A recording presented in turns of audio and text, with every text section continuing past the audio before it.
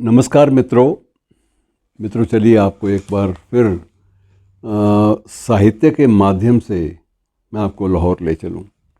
इन दिनों खबरों में है, वहाँ का एक साहित्यिक समारोह चर्चा में रहा है और चर्चा भी बड़े व्यापक स्तर पर, न केवल हमारे देश में बल्कि वहाँ पाकिस्तान में, वहाँ के मीडिया में और वहाँ के जो बुद्धिजीवी हैं उन सब के बीच भरपूर चर्चा रही है। ये चर्चाएं जो शुरू हुई वो उनका एक मंच था जिस पर ये बात चली, और मंच था फैज़ अहमद फैज़ की स्मृति में आयोजित फेस्टिवल, लिट फेस्ट जिसे बोलते हैं, साहित्यिक समारोह, साहित्यिक पर्व।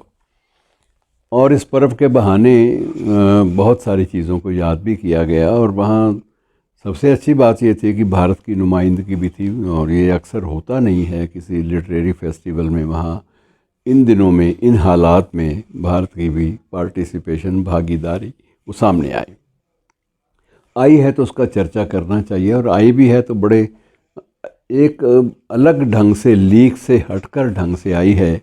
और वहाँ इस बार भारत की ओर से जावेद अख्तर साहब के बारे में बता दूँ, कैफ़ी आज़मी साहब के दामाद तो रहे ही हैं और शबाना आज़मी के खाविद हैं, पति हैं, और उर्दू के प्रसिद्ध शायर जान निसार अख्तर साहब के साहबजादे हैं। तो जावेद अख्तर मूल रूप से वामपंथी विचारों के माने जाते हैं, प्रगतिशील विचारों के माने जाते हैं। इसलिए जब ऐसा आदमी कुछ हकीकत की बात करता है तटस्थ होकर, तो वो बड़ी प्रभावी ढंग से सामने आती है। वहाँ पर कुछ लोगों ने जावेद साहब से ये गुजारिश की, ये प्रार्थना की कि आप वहाँ जाएंगे तो वहाँ आप बताइएगा कि पाकिस्तान के लोग कितने शांति प्रिय हैं और कितने प्यार से, मोहब्बत से भारत के लोगों और भारत के अदीबों को याद करते हैं। और ये मैसेज, हमारा संदेश जो है, ये आप वहाँ पर जाकर दे सकते हैं, क्योंकि आप आए हैं तो हम आपका भी खैर मकदम कर रहे हैं, स्वागत कर रहे हैं और बड़ी गर्मजोशी के साथ कर रहे हैं। बहरहाल अच्छी बात थी, कोई इसमें बुरी बात नहीं थी। लेकिन उस वक्त जावेद साहब के सामने एक मौका था कि वो कम से कम, यदि कोई सकारात्मक बातें हो रही हैं तो उसी परिप्रेक्ष्य में, उसी संदर्भ में, उसी कंटेक्स्ट में वो अपनी बात भी कह दें। उन्होंने बात सीधी सी की कि मैं मुंबई का बाशिंदा हूँ, मैं वहीं रहता हूँ आजकल मुंबई, तो मैं भी वहीं का बाशिंदा हूँ और मैं वहाँ पर रहता हूँ। और मैंने देखा है कि जब वो आतंकवादी आक्रमण वहाँ के एक होटल पे हुआ था तो उस वक्त क्या स्थिति थी और कितनी ज़्यादा विश्व भर में उस आक्रमण की, उस आतंकवादी वारदात की चर्चा हुई थी। और लोग सहम गए थे कि ये हमारे पड़ोसी मुल्क से कुछ लोग आएं और ये वारदात करके चले जाएं, ये बड़ा अजीब सा लगता है। और उस पड़ोसी मुल्क में इस वारदात पर कोई भी अफसोस का माहौल भी नहीं सामने आया कि उनको दुख हो इस बात का कि भारत में, या भारत की जो कमर्शियल कैपिटल है, व्यावसायिक राजधानी है, वहाँ पर कोई ऐसी बात हुई है। बहरहाल उन्होंने एक बात बड़ी खूबसूरत कही कि अगर आप इस मोहब्बत की बात करते हैं तो आपको मैं ये भी बता देना चाहता हूँ, वजाहत कर देना चाहता हूँ कि जब फैज़ साहब अपनी ज़िंदगी के दिनों में भारत आया करते थे तो उनकी आगे पीछे गाड़ियों की कतारें होती थी और उनका खैर मकदम भी इस ऊंचे लेवल पर होता था कि हमारे देश का प्रधानमंत्री भी उनको निमंत्रण देता था कि आप आइए प्रधानमंत्री निवास, और उनके साथ पूरी मोहब्बत के साथ, पूरे खलूस के साथ, पूरे सम्मान के साथ बर्ताव होता था। मित्रों, मैं थोड़ा सा आपको ये भी बता दूं कि जब फैज़ साहब आखिरी बार जब दिल्ली में आए तो उन दिनों अमृता प्रीतम भी जीवित थी और उन दिनों मुझे भी उनके न्याज़ हासिल करने का, दर्शन करने का मौका मिला। और जो बातचीत वहाँ अमृता के घर पे, आवास पे जो होती रही, उसमें मैं भी थोड़ी बहुत अपनी शिरकत कर पाया। तो बहरहाल लौटते हैं ऐसी बात के ऊपर कि जावेद अख्तर साहब ने ये भी उनको याद कराया कि बात यह है कि आपके मुल्क से जितने भी अदीब गए, जितने भी कलाकार गए, हमने उनको बेतहाशा प्यार दिया, इज़्ज़त दी, उनका सम्मान किया। और चाहे वो संगीत की कला, संगीत के क्षेत्र के बड़े गुलाम अली खां साहब हों या दूसरे जो आपके दीगर जो गायकी के क्षेत्र के लोग हैं, चाहे वो अपने वक्त में मलका तरन्नुम नूरजहाँ थी, या फिर अभी तो मैं जवान हूँ की गायिका के रूप में प्रख्यात, विश्व भर में प्रख्यात, चर्चा में आने वाली गायिका थी।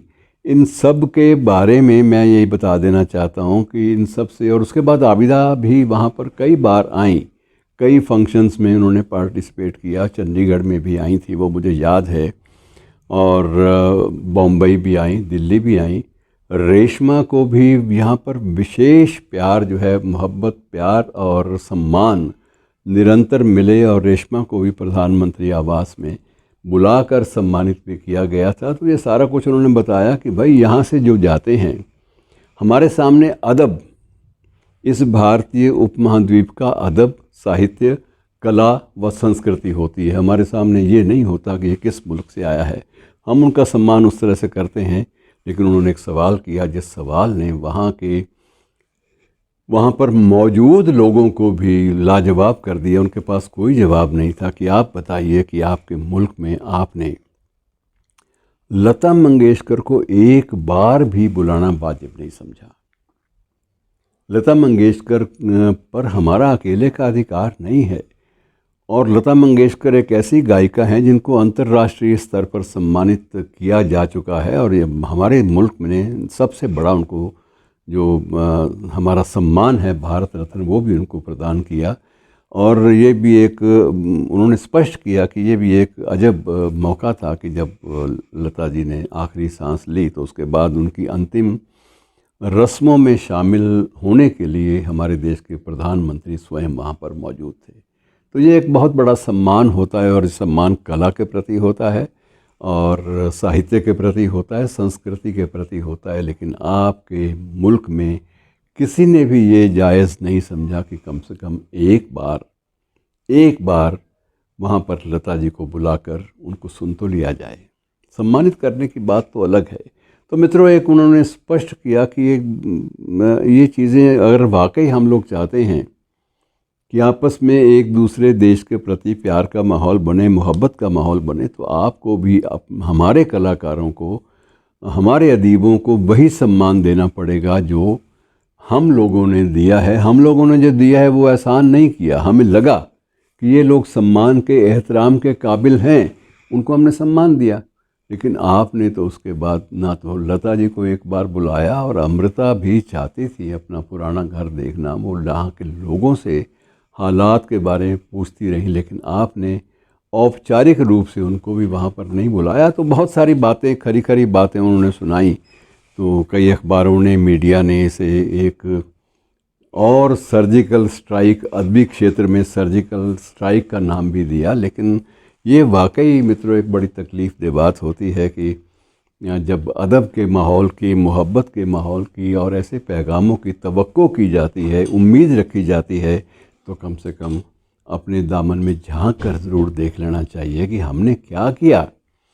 हमने तो कभी बिस्मिल्लाह खां को, पाकिस्तान के लोगों ने तो कभी बिस्मिल्लाह खां साहब को भी वहाँ विधि पूर्वक नहीं बुलाया, और हमने ये सम्मान दिया कि हमारे मुल्क में सदा बिस्मिल्लाह खां साहब को भारत रत्न का तो सम्मान मिला ही, और उससे पहले भी उनको एक लोग किसी भी धर्म के हों, वो उनके पैरों को छूकर बात करते थे। और सिर्फ़ एक वाहिद वही कलाकार थे, शहनाई वादक बिस्मिल्लाह खां साहब, जिन्हें काशी विश्वनाथ के मंदिर में बैठकर शहनाई बजाने की, और काशी के जो सबसे बड़े हमारे इष्ट हैं महादेव, शहनाई बजाने की सिर्फ़ इजाज़त उनकी शान में, उनके सम्मान में शहनाई बजाने की इजाज़त सिर्फ़ बिस्मिल्लाह खां साहब को थी। तो मित्रों, ये ताली दो तरफ़ा बजती है। एक तरफ ताली बजाकर आप कभी भी उसमें आवाज़ नहीं पैदा कर सकते। शुक्रिया।